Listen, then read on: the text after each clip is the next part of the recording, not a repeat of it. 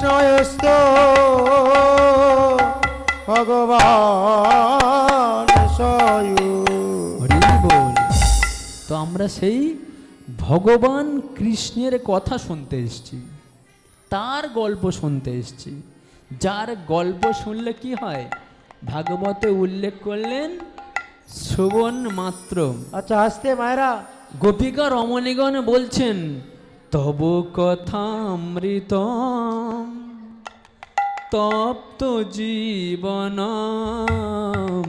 কবি বিড়িড়িতাম কল্মষাপ্রহাম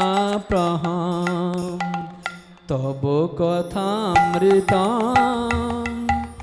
তপ্ত জীবন কবি বিড়িড়িতাম কল্মষাপ্রহাম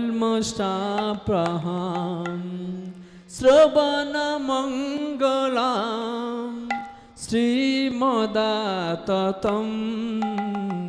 ভূরি গিনন্তি তে ভূরিদা জনা। এই শ্লোকটা গোপী গীতের মধ্যে উল্লেখ আছে। ভাগবতের দশম স্কন্ধে যে রাস পঞ্চোধ্যায় আছে, সেখানে গোপী গীত বলে একটা গীত আছে, যে গীতের মধ্যে উল্লেখ করা আছে। কোন গোপী গীত? যখন ভগবান রাসমহলে এসে সবাই নৃত্য করা শুরু করে দিয়েছিল, আর ভগবানকে একান্ত আপন করে পেয়ে সেই সমস্ত গোপিকা রমণীগণ মনে করেছিল এই ভগবান শুধু আমাদের, আমরা ভগবানের বড় আপনজন। দেখো না, আজকের আমরা বড় সৌভাগ্যবান এই জন্যে যে জগতের ঈশ্বর জগদীশ্বর ভগবান শ্রীকৃষ্ণ, যাকে জগতে সবাই ধ্যান করে পায় না, আর সেই কৃষ্ণ আমাদের সঙ্গে আছে, আমরা সৌভাগ্যবান। যখনই গোপিকা রমণীগণের মধ্যে অহংকার চলে এসেছিল, তখনই সেই ঈশ্বর পরম কৃষ্ণ সাক্ষাৎ ভগবান সেই গোপিকা রমণীগণকে ছেড়ে অদৃশ্য হয়ে গিয়েছিল। যখনই ভগবান অদৃশ্য হয়ে গেলেন বাবা, তখন সেই গোপিকা রমণীগণ যে ক্রন্দন করেছিল, সেই ক্রন্দনকে শ্রীল শুকদেব গোস্বামী পাদ বললেন গোপী গীত। প্রথম শ্লোক কি ছিল? জয়তি তেধিকম জন্মনা ব্রজ সয়ত ইন্দিরা ষষ্ঠদত্রহি জয়তি তেধিকম জন্মনা ব্রজ শয়ত ইন্দিরা ষষ্ঠদত্রহি। হচ্ছে গোপীগীতের প্রথম শ্লোক। তো এমন করে সেই গোপিকা রমণীগণ ক্রন্দন করেছিল, আর যে ক্রন্দনের ফলস্বরূপ ভগবান সাক্ষাৎ দর্শন দিয়েছিলেন। এই জন্যে যে সমস্ত বাবারা মায়েরা সহজে ভগবানকে লাভ করতে চান, তারা প্রতিদিন গোপী গীতকে শ্রবণ কিংবা কীর্তন করেন, তাহলে ভগবান খুব শীঘ্রই আপনার সামনে এসে দর্শন দেবেন। শ্রীমদ্ ভাগবত মহাপুরাণে শ্রীল শুকদেব গোস্বামী পাদ অনায়াসে কলম দিলেন, যদি কেউ এমন করে গোপী গীত প্রতিদিন নিজে উচ্চারণ করতে পারে, তার সামনে কৃষ্ণ ভগবান সহজে ধরা দেবে। সে যেই যুগ হোক, কিবা সত্য যুগ, কিবা ত্রেতা, কিংবা দাপর, কিংবা কলি, সব যুগেই ভগবান দর্শন দেবেন। বলে কৃষ্ণ কানাইয়া লাল কি, কৃষ্ণ কানাইয়া লাল কি, কৃষ্ণ কানাইয়া লাল কি। এই যে আমরা কৃষ্ণ কৃষ্ণ কৃষ্ণ বলছি না, তো ভগবানের নাম করলেও যদি স্মরণ করা হয়, তার যে কি উপকার হয় তা আমরা গতকাল শ্রবণ করব বলেছিলাম, তাই তো? যে কৃষ্ণ নাম করলে কি হয়। ভগবান গীতার মধ্যে কথা দিয়েছিলেন, অন্তকালে চ মামেব স্মরণ মুক্ত কলেবরম ইয়ঃ প্রাতি সমদ্ভাবম ইয়াতি নস্তত্র সংশয়। জানো অর্জুন, যে মৃত্যুর সময় আমাকে স্মরণ করে দেহ ত্যাগ করবে, সে সঙ্গে সঙ্গে পরম ধাম প্রাপ্ত হবে। সেই প্রসঙ্গ অনুসারে যখন নরকের বর্ণনা করলেন ছিল শুকদেব গোস্বামীপাদ, কি বর্ণনা করলেন বাবা? ভক্তদের কিছু প্রশ্ন কি বর্ণনা করলেন? যে পরীক্ষিত মহারাজ প্রশ্ন করছেন, দয়াময় তুমি শুধু ভালো ভালো কথা বলছো, কিন্তু আমি যে মানুষটা যখন এই পাকা রাস্তা তৈরি হচ্ছিল, ইট পড়েছিল, আমি তো জীবনে কোনো পাপ করি নাই। পরীক্ষিতকে বলছেন, পরীক্ষিত মহারাজজি জানো, যে মানুষটা জীবনে ক্ষুদ্র ক্ষুদ্র পাপ করেছে, সেই পাপের কি ফল হবে? হে প্রভু, এমন কি কোনো বিধি নিষেধ আছে যে এই পাপ করলে এই ফল লাভ হবে? তো ভগবান সেখানে পরীক্ষিত মহারাজ কৃপা বৎসল হয়ে ছিল শুকদেব গোস্বামী পাদ পরীক্ষিত মহারাজকে শুনিয়েছিল, যাকে বলা হয় নরক বর্ণনা। আমরা একটা নরকের বর্ণনা শুনব, খুব বেশি শুনতে যাব না। শ্রীমদ্ ভাগবত মহাপুরাণে 28টি নরকের বর্ণনা আছে। কতগুলো? 28টি। যদিও আরও অনেক নরক আছে, কিন্তু তার মধ্যে পরীক্ষিত মহারাজজিকে মাত্র 28টা নরকের বর্ণনা শুনিয়েছিলেন। সেই 28টা নরকের মধ্যে প্রথম যে নরক, খুবই কষ্টময় নরক, যাকে বলা হয় দিব্য। আমাদের যে সমস্ত ব্যক্তিরা পরের জিনিস না বলে চুরি করে নিয়ে যায়, না বলে চেয়ে নিয়ে যায়, সেই সমস্ত ব্যক্তিকেও নরকের মধ্যে ভোগ করতে হয়। কেমন নরক বাবা? একটা বিস্তার পূর্বক তামার পাত। আমাদের এই নরকটা আছে ঠিক পৃথিবীর দক্ষিণ দিকে, যার মালিক হলো সাক্ষাৎ যমরাজ। এই যমরাজ যার বিচার করেন, আর যা কিছু লেখেন কি চিত্রগুপ্ত। চিত্রগুপ্ত বলে, তুমি যাহা করে গেলে আসিয়া হেথায়, চিত্রগুপ্ত তাহা লিখিলেন খাতায়, হিসাব করিবেন সেই বিধাতায়, তার কাছে কোনো ফাঁকি চলে না, বারে বারে আর আশা হবে না।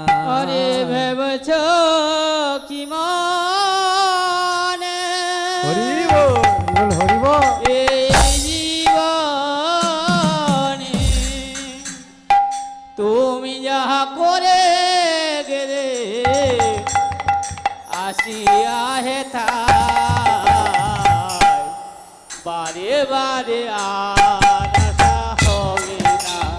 ও মন, বারে বারে আর আশা হবে না। তুমি ভেবেছ কি মনে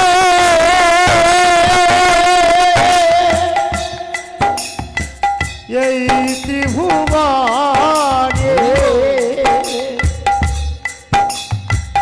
তুমি যাহা করে গেলে, তুমি যাহা করে গেলে আসিয়া হেতা, বারে বারে আর আশা হবে না, আরে বারে বারে আর আশা হবে।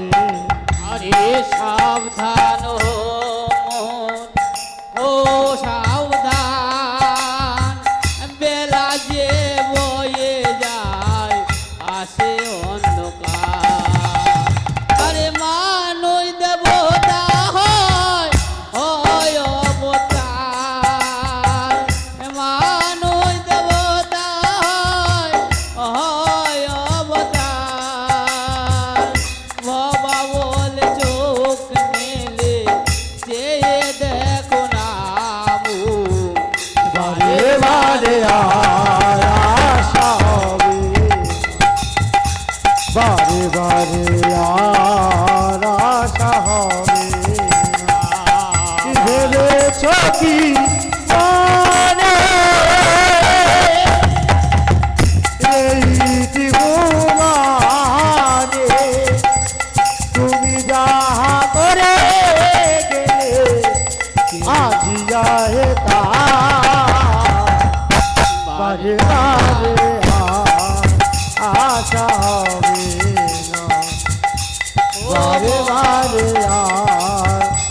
আশা হবে না। বারে বারে আর আশা হবে না। হরি বল। বলে কৃষ্ণ কানাইয়া লাল কি জয় বলে কৃষ্ণ কানাইয়া লাল কি, জয় রাধা মাধব কি। জয়। একটা মূল একটা বাদ দিয়ে দিয়েছো, তুমি যা করে গেলে। কি কি বললে? আসিয়া হে ভেবেছো কি মনে এই ত্রিভুবনে, তারপরে তুমি যা করে গেলে আসিয়া হে তাই। না না না, তুমি যাহা করে গেলে কেউ জানে না, বারে বারে আর আশা হবে না। বলে গৌরাঙ্গ মহাপ্রভু কি, জয় রাধা মাধব কি। জয়। তো আমরা বলছি যে চিত্রগুপ্ত, তাই তো? তো চিত্রগুপ্ত কে? চিত্রগুপ্ত কে? ওই বৈকুণ্ঠে না কোথায়, ওই ওখানে আছে নাকি, যমরাজের ওখানে আছে চিত্রগুপ্ত, বড় করে কলম আছে, লিখছেন, তাই তো নাকি? তা চিত্ত মানে কি? মন। চিত্ত মানে, চিত্ত মানে বলে গৌরাঙ্গ মহাপ্রভু কি। জয়। চিত্ত মানে মন, তাই তো?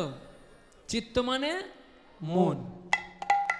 যে মানুষটা আজকের, আপনারা সবাই এখানে এসছেন, আজকের বাড়িতে গিয়ে বিছানায় বসবেন সবাই, খাওয়া দাওয়া করে, না খেয়ে নয়, প্রত্যেকে বাড়িতে গিয়ে পেট ভরে প্রসাদ পাবেন। প্রসাদ পাওয়ার পরে শান্ত বিছানায় বসবেন, বসে বলবেন, ওরে আমার মন, আমাকে শোনা বা দেখা, আমি সারা জীবন ধরে কী কর্ম করেছি, কতগুলো পাপ করেছি, কতগুলো পুণ্য করেছি। যখন আপনি বলবেন না মনকে, একদম দেখবেন স্যাঁটা স্যাঁট আপনার দেখাবে, তুমি এই বয়সে এই সময় এই করেছিলে, এই মানুষকে উপকার করেছো, এই মানুষকে দুঃখ দিয়েছো, এই পাপ করেছো, একদম লাইন দিয়ে আপনাকে দেখাবে। তো আপনি যেমন 14খানা ব্যাংকে 15 লক্ষ টাকা রেখে দিয়েছেন, ভাগ করে করে রেখেছেন যাতে 1 লক্ষ করে ভাগে আসে, কিন্তু আমাদের সরকার এমন একটা ব্যবস্থা করেছেন যার নাম হচ্ছে আধার কার্ড। আপনি একবার গিয়ে টিপ দেবেন তো কি হবে, কতগুলো আপনার ব্যাংক আছে চকচক করে সামনে চলে আসবে, আর কত টাকা আছে আপনাকে সঙ্গে সঙ্গে দেখিয়ে দেবে। তেমনই ওই আমাদের জমপুরিতেও একটা আধার কার্ড দেওয়া আছে যার নাম হচ্ছে মন, চিত্ত।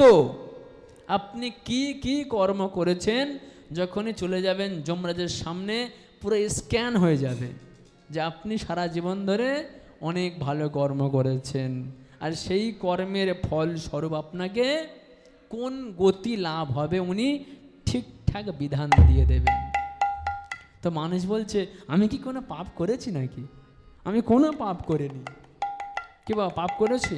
শুনে রাখুন, মৃত্যুর ঠিক আগের 1 ঘন্টা আগে প্রত্যেকটা মানুষ যিনি সরলভাবে মারা যাচ্ছেন, সেই ব্যক্তির মৃত্যুর 1 ঘন্টা আগে আপনি যা যা ভালো কর্ম করেছেন, যা যা খারাপ কর্ম করেছেন, যেমন এলইডির উপরে দেখায় চকচক করে সব দেখা পায়, ঠিক তেমন আপনার সেই কথাগুলো মনে পড়বে। আপনি সারা জীবন ধরে কি কি কর্ম করেছেন সম্পূর্ণ আপনার মৃত্যুর 1 ঘন্টা আগে ভগবান আপনাকে দেখিয়ে দেবেন। ভাবুন একবার, আমি তো কোনো পাপ করিনি। আমাদের না ঘরের সামনে ইটের রাস্তা হবে বলে সরকার থেকে 1 গাড়ি ইট ফেলেছিল। কি হয়েছিল? 1 গাড়ি ইট। সরকার থেকে 1 গাড়ি ইট ফেলেছিল।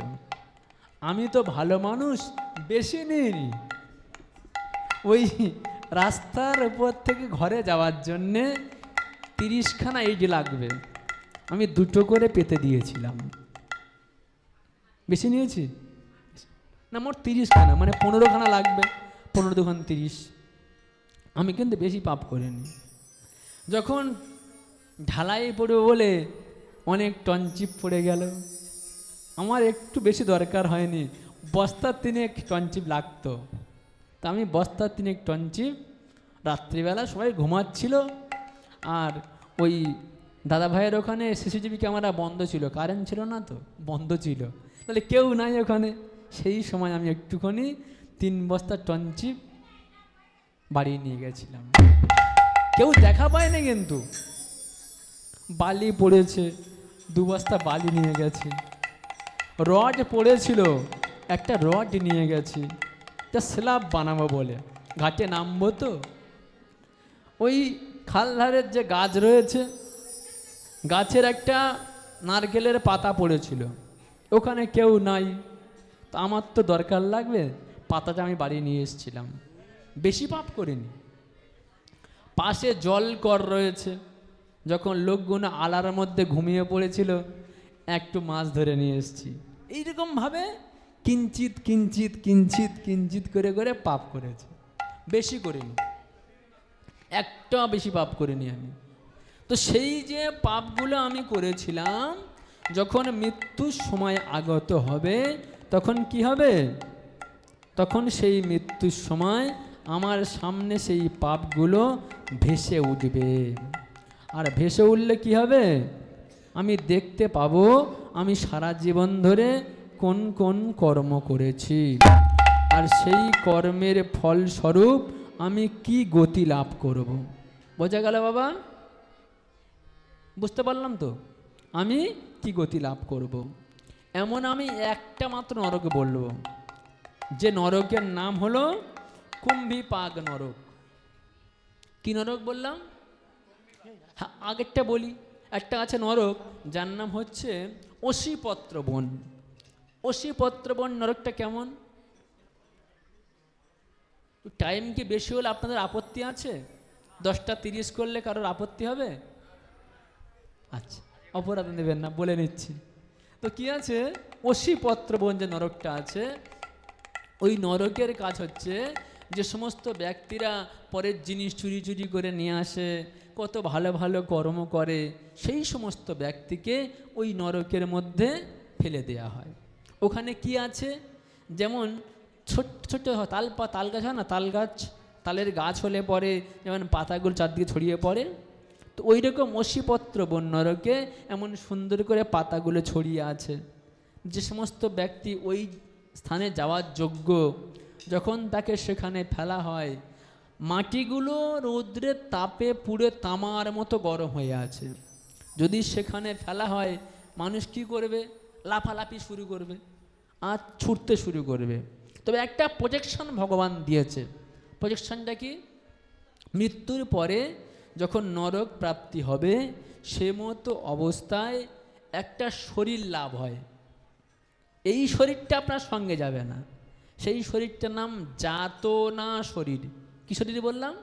যাতনা শরীর। ওই যাতনা শরীরের বিশেষত হচ্ছে, ওই শরীরে মানুষকে ভরে দেওয়ার পরে যদি আপনাকে চেলা করে দিয়ে তেলের মধ্যে ফেলে ভাজে, আপনি কিন্তু ভাজার মধ্যে আনন্দ পাবেন, কিন্তু আপনি মারা যাবেন না। এই শরীর থেকে চাইলে আপনি আত্মহত্যা করতে পারেন।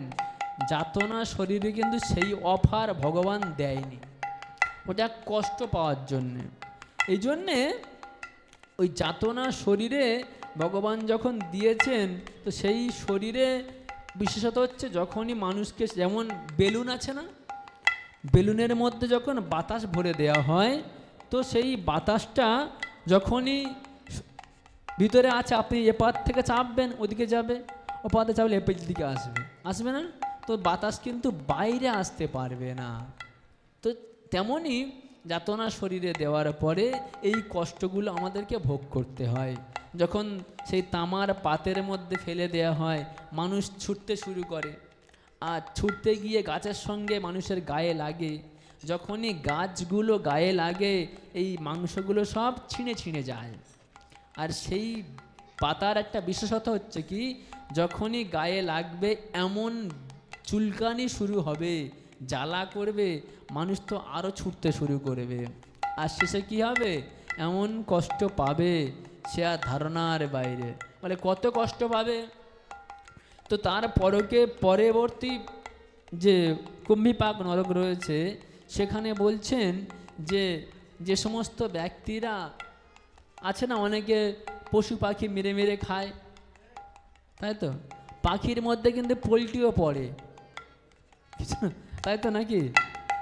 হ্যাঁ, যারা আমরা মাংস সেবা করি, অনেকে আছে মাংস খেতে ভালোবাসে, chicken pakora, chicken leg, chicken কত কি আছে, সেগুলো খেতে খুব ভালোবাসে। তো যখন সেগুলো রান্না করা হয়, তো কি আছে, যে সমস্ত ব্যক্তিরা এমন আনন্দের সঙ্গে সেবা করছেন, ভালো জিনিস, খারাপ না। আমি একটাই মাত্র মাছের নাম বলবো, যেন কই মাছ, দেখেছেন তো কই মাছ? ওরা কি সহজে মারা যায়? হ্যাঁ, কড়াই দিলেও লাফায়, বাহ, মা ঠিক বলেছেন। তো কই মাছ এমন একটা মাছ যে কিন্তু সহজে মারা যায় না, ওকে জীবন্ত অবস্থায় কাটতে হয়, মানে কাটা হয় আর কি। কই মাছকে সুন্দর করে নেওয়া হবে, আর প্রথমে কানগুলো কাটবেন, লেজগুলো কাটবেন, তারপরে কড়াই কি বটিতে ফেলে এমন করে ছালগুলো ছাড়াবেন, তাই তো?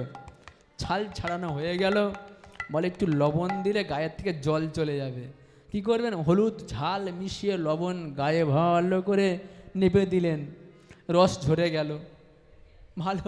তারপরে ওই কই মাছকে গরম তেলের মধ্যে কি করবেন? নুন ঝাল ভালো করে হলুদ মিশিয়ে, আর যখনই ছাড়বেন কড়াতে, মাছ কি করবে? কড়াইয়ে পড়ে লাফাবে না, তখন তো বেঁচে আছে, সে তিরিং বিড়িং করে লাফিয়ে তেলের মধ্যে পড়ে ঠান্ডা হয়ে যাবে। ঠিক কথা? ভুল বলছি আমি? একদম ঠিকঠাক বলছি। হ্যাঁ, অনেকের কই মাছ খুব প্রিয়, বলে মাছের মধ্যে কই, যাক, তো সেই খাচ্ছেন আনন্দ করে। এবারে যদি আপনার দিকে ফেলা হয়, ওই আপনাকে নিয়ে যাওয়ার পরে, জীবনে তো অনেক কই মাছ মেরেছেন, তো একটা মাছের শাস্তি পাবেন তো কমসে কম। কেমন শাস্তি হবে? সুন্দর করে আপনাকে নিয়ে যাওয়া হলো, ওই যখন নরকের মধ্যে ফেলে দেয়া হবে, নরম সুন্দর গরম তামার পাত, সেই তামার পাতের উপরে পড়ে ছটপট করে ছুটতে শুরু করবেন। কখনো বজ্র শালমলি, কখনো বজ্রকণ্টক, কখনো তপ্ত সুরমি, কখনো বা এমন এমন নরকের মধ্যে ঘা খেয়ে খেয়ে খেয়ে খেয়ে খেয়ে খেয়ে হাত পা সব ছিন্ন বিচ্ছিন্ন হয়ে গেছে। গায়ে ঝাল নুন যেমন জ্বালা করে, আপনি অনেকগুলো কই মাছকে এমন করে দুঃখ দিয়েছেন, আপনাকে একসঙ্গে দেবে, সেগুলো ভালো করে আপনার গায়ে ঝাল লবণ দিয়ে দেয়া হলো। আর সেই নরক বর্ণনাতে বলছেন, বড় লোহার কড়াইয়ের মধ্যে গরম তেল টকবক করে ফুটছে, আর আপনি যখন ছুটছেন, ছুটে গিয়ে যেমন বাচ্চারা কাদার মধ্যে স্লিপ করে গিয়ে পুকুরে পড়ে, ঠিক তেমন আপনি স্লিপ করে গিয়ে আর কড়ার মধ্যে পড়লেন। তেল কিন্তু টকবক করে ফুটছে, আর আপনি মনে করেন সাঁতার কাটবেন, কেমন লাগবে গরম তেলে পড়লে? ভালো লাগবে না? সেই আনন্দ লাগবে। গরম তেলের মধ্যে পড়ে যখন লাফালাফি করবেন, তখন ছালগুলো পুড়ে যাবে, কষ্ট যন্ত্রণা হবে, কিন্তু আপনি মরে যাবেন না। কি অফার আছে? আপনি মারা যাবেন না, ওই তেলের মধ্যে পড়ে আর আনন্দের সঙ্গে এনজয় করবেন। কি সুন্দর তেল! তো এই কষ্ট মানুষ ভোগ করবে। কেন করবে? আগেই বলেছি, যেমন কর্ম তেমন ফল, হাসি নয়তো চোখের জল। যে সমস্ত বাবারা মায়েরা অনেকে আছে, এখানে হয়তো ভালো উল্লেখ করছেন, যে সমস্ত মায়েরা স্বামীকে মানে অবহেলা করে অন্য পুরুষের সঙ্গে গিয়ে দিন যাপন করছেন, অনেক পুরুষেরা নিজের স্ত্রীকে অবহেলা করে অন্য কারোর সঙ্গে দিন যাপন করছেন, ওদেরকে নরকে মৃত্যুর পরে একটা লৌহময় পুরুষ, লৌহময় নারী, জ্বলন্তময় নারী, সেই তার সঙ্গে গিয়ে জড়িয়ে ধরতে বলবে। ধরলে কি হবে? আগুন শরীরে লাগবে। এমন সমস্ত আপনি যেমন যেমন পাপ করবেন, আপনি তেমন তেমন ফল পাবেন, এই জন্য কোনো সন্দেহ নেই। যখন এই 28খানা নরকের বর্ণনা করছেন, পরীক্ষিত মহারাজ থরথর করে কাঁপছেন, প্রভু আপনি কি বলছেন? মানুষ জীবনে কোনো না কোনো পাপ করেছে, হে দয়াময় দয়ার সাগর, কৃপা করে বলুন, এই সমস্ত পাপ করার পরে আমার কি মুক্তি হবে না? এমন কোনো পথ কি আছে ভাগবতে যার দ্বারা উদ্ধার লাভ হতে পারে? বলছে হ্যাঁ আছে। কোথায় আছে না, একবার মাত্র অজামিল, অজামিল নাম শুনেছেন তো, ব্রাহ্মণ ঘরে জন্মগ্রহণ করেছিল। আর সেই ব্রাহ্মণ ঘরে জন্মগ্রহণ করার পরে অনেক সন্তান সন্ততি লাভ হলো, কিন্তু লাভ হওয়ার একটা পুত্রের নাম ছিল নারায়ণ, ছোট পুত্রের নাম নারায়ণ। তো কনিষ্ঠ পুত্রের নাম ছিল নারায়ণ। যখন যমরাজেরা ধরতে এসছেন, মৃত্যুর আগে বললাম 1 ঘন্টা আগে আসবে, তো যম যখন ধরতে এসছেন, প্রখণ্ড বড় বড় মোচানো গোঁপ, বিভৎস শরীর দেখে কি বলছেন, আরে অজামিল, আরে এরা কারা কারা আমার সামনে এসছে, এরা আমাকে ধরতে এসছে, কি বলছে, নারায়ণ বাবা, নারায়ণ বাঁচা বাঁচা বাবা, আমাকে বাঁচা। উনি কি বলছেন, ওনার পুত্র নারায়ণকে আহ্বান করছেন, নারায়ণ বাবা বাঁচা, আমাকে বাঁচা, ধরতে আসছে। এদিকে সেই বৈকুণ্ঠে নারায়ণ কি বলেছিলেন, যে অন্তকালে চমামেবা স্মরণ মুক্তা কলেবরম। তো যখন দেহ ছাড়ার পূর্বে কেউ ভগবানের স্মরণ করে, তখন ভগবান সাক্ষাৎ নেমে আসেন। আজকে যখনই কোজামিল নারায়ণ বললেন, নারায়ণ 4টে অক্ষর, এই 4টে অক্ষরের জন্যে 4 জন বিষ্ণুদূত তৎক্ষণাৎ নেমে এসছেন। অজামিল দেখছেন আমার চোখের সামনে 2 জন কালো কুষ্ঠিত প্রখণ্ড শরীর, লম্বা লম্বা গোঁপ আমার গলায় দড়ি দিয়ে টানছিল আমাকে। আর এই 4 জনের সময়, যাই দাঁড়াও, তুমি কি করছো? না তুমি জানো প্রভু, এরা এমন পাপী ব্যক্তি, এর তো নরকে যেতে হবে। বলছে, জানো যে মৃত্যুর সময় নারায়ণ বলে মরে, তার নরক গতি হয় না। ভালো কথা, ঝগড়া অশান্তি করলেন, যম ফিরে গেল, বিষ্ণুদূত ফিরে গেলেন। অজামিল শেষে হরিদ্বারের কাছে গিয়ে ধ্যান জপ করে আবার গতি লাভ করলেন। এদিকে যখন যমরাজের সামনে গিয়ে বসছেন, যম বলছেন, প্রভু আপনার ব্যবসা চলবে না, আপনি দোকান বন্ধ করুন, আপনার কাছে কেউ আসবে না। জানেন প্রভু, বিশৃঙ্খলা তখন হয় যখন একটা জায়গায় 2 জনকেও বিচার করে। বলে এমন কে আছে?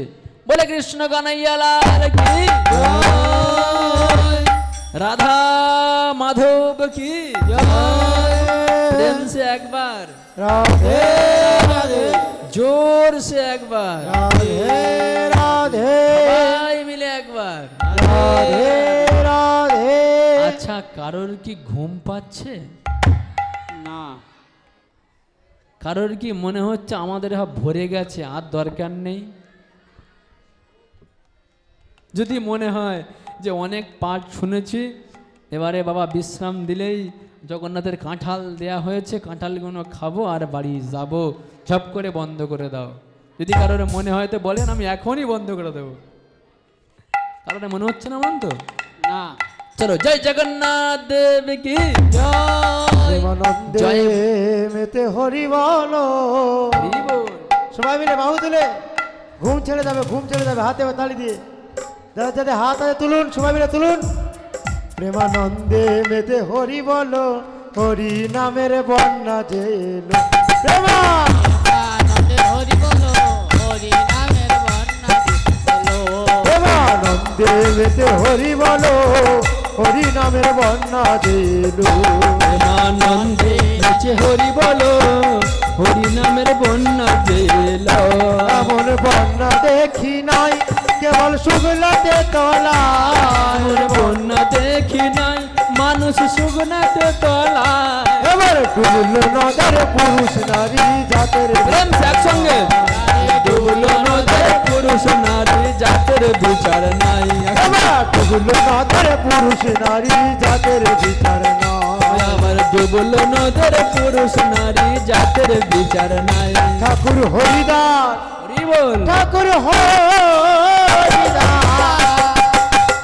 ঠাকুর হরিদাস কাজির ছেলে সে বুঝি চলে গেল। হরিদাস আর কাজীর ছেলে সব ডুবে গেল। তোমার বন্যা দিল, প্রেমানন্দে নেচে হরি বলো, হরি নামের বন্যা জেলা। বন্যার যাই বলি হারি, যার তরঙ্গ ভারী বন্যার যাই বলি হারি ও তার তরঙ্গ ভারী দেখো প্রেম তরঙ্গে খেলছে সাকাকে গোলক বিহারি ও দেখো প্রেম তরঙ্গে খেলছেন সদাই গোলক বিহারি আমার সঙ্গে আমার সঙ্গে আবার সঙ্গে প্রভু নিত্যানন্দ পাথারে সাঁতার দিল সঙ্গে প্রভু নিত্যানন্দ পাতার সাঁতার দিল প্রেমানন্দ ভাঙা দিল প্রেমানন্দে মেতে হরি বলো হরি নামের বর্ণা দিল ও প্রেমানন্দ হরি বল হরি নামের বন্যা জেলো একবার হরি বল বলে তোমরা নাম জলে আবার হরি বলে তোমরা নাম সেই জলে আচ্ছা, আপনাকে হরিবল বলছেন বলছে হরিবল বলে নামতে সময় তালি দিয়ে যাচ্ছে হরিবল বলতে হবে তো হ্যাঁ দ্রৌপদীর মতো দু হাত না তুললে কিন্তু কৃষ্ণ আসবে না সবাই মিলে প্রেম সে বলিয়া গোবিন্দ ভগবান কি জয়। একবার হরিবল বলে তোমরা নাম জলে একবার হরি বলে তোমরা নাম সেই জলে ডুবলো যে জলে পেল রতন সঙ্গ তাই বলে ও জলে ডুবলো যে জন পেল রতন সন্ত সেই বলে ডুবলো যে জলে পেল রতন সঙ্গ তাই বলে ও জলে ডুবলো যে জন পেল রতন সন্ত সেই বলে এবারে তোমার মতো এবারে তোমার মতো যে ডুবেছে সে বুঝি রতন পেল ডোবার মতো যে ডুবেছে সে বুঝি রতন পেল হরি নামের বন্যা জেলো প্রেমানন্দে মেতে হরি বলো হরি নামের বন্যা জেলো প্রেমানন্দে মেতে হরি বলো হরি নামের ভান্ডা দিল হরি বলো হরি নামের বন্যা জেলো প্রেমানন্দে মেতে হরি বলো হরি নামের মহাপ্রভু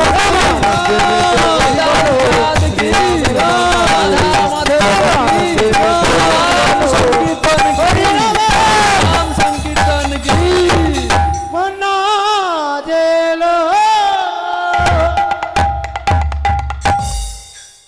হরি বল আনন্দ হচ্ছে তো আনন্দ কোথায় বাড়িতে গাড়িতে সৎসঙ্গে কারণ কি বলছেন जिसका जीवन में मिला सत्संग है उसे हर घड़ी आनंद ही आनंद है और जिसका जीवन में मिला सत्संग है उसे हर घड़ी आनंद ही आनंद है वो जिसका होरी से होरी से जुड़ा संबंध है वो जिसे होरी से जुड़ा संबंध है उसे हर घड़ी आनंद ही आनंद है वो उसे हर घड़ी आनंद ही आनंद है वो जिसको जीवन में मिला सत्संग है जिसका जीवन में मिला सत्संग है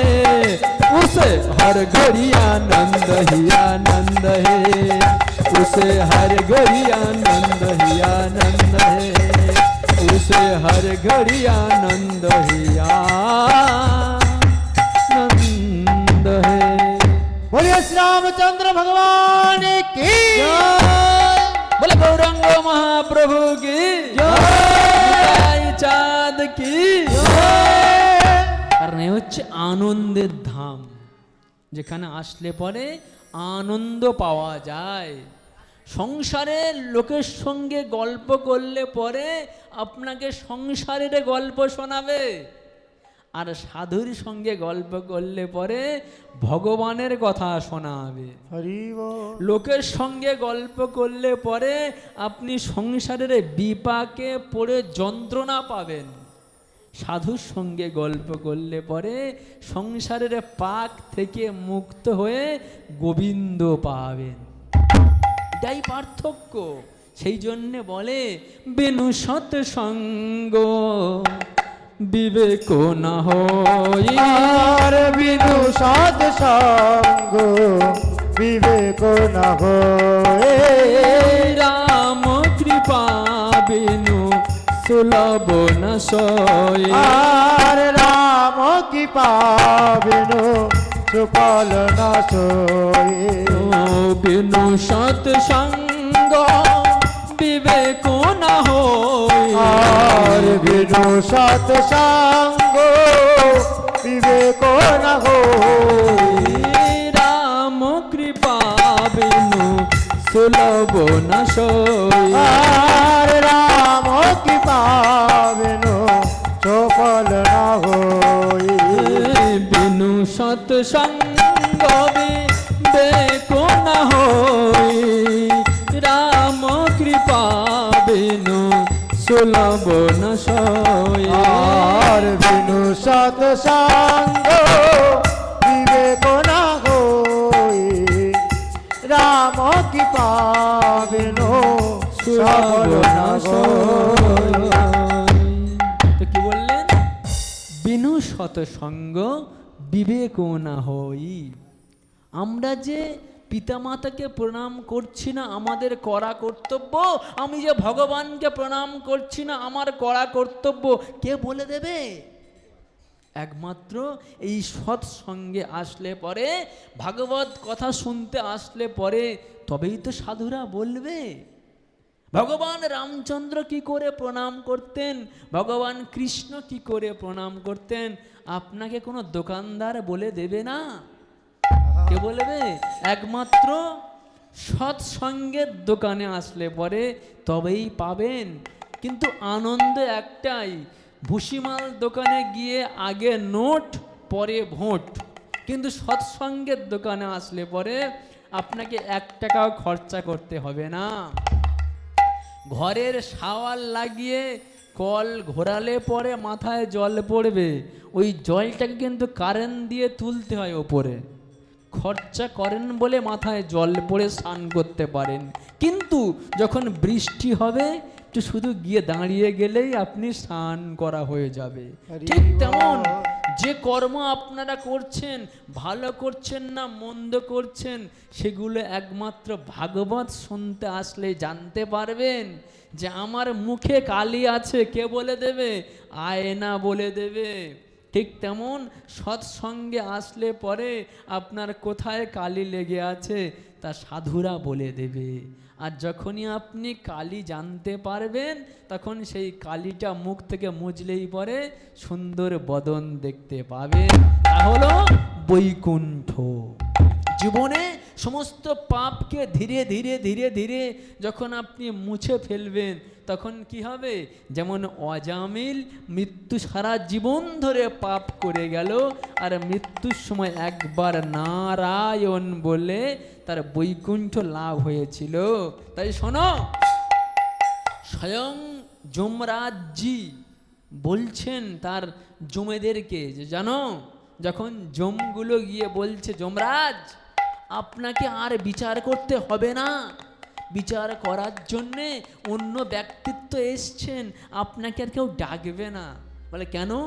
জানো আজকের বিশাল মহৎ সব থেকে খারাপ পাপী অজামিলকে আমরা আনতে গিয়েছিলাম, যে জীবনে এক টিপও কোনো ভালো কর্ম করেনি, কিন্তু সে একবার মৃত্যুর সময় নারায়ণ বলল বলে সঙ্গে সঙ্গে 4 জন সুদর্শন চতুর্ভুজ এমন দিব্য মূর্তি সামনে এসে আমাদেরকেই তাড়িয়ে দিল। বলো যমরাজ যদি এমন চলে তা আমরা কাকে নিয়ে আসব? যমরাজ কি বলছেন? আরে উনি কি বলেছিল? প্রভু কিছু বলেননি, শুধুমাত্র যখন আমরা গলায় ফাঁস দিয়ে টানতে শুরু করলাম বলে নারায়ণ পুত্র নারায়ণ বাঁচা। বলে আসতে বলো।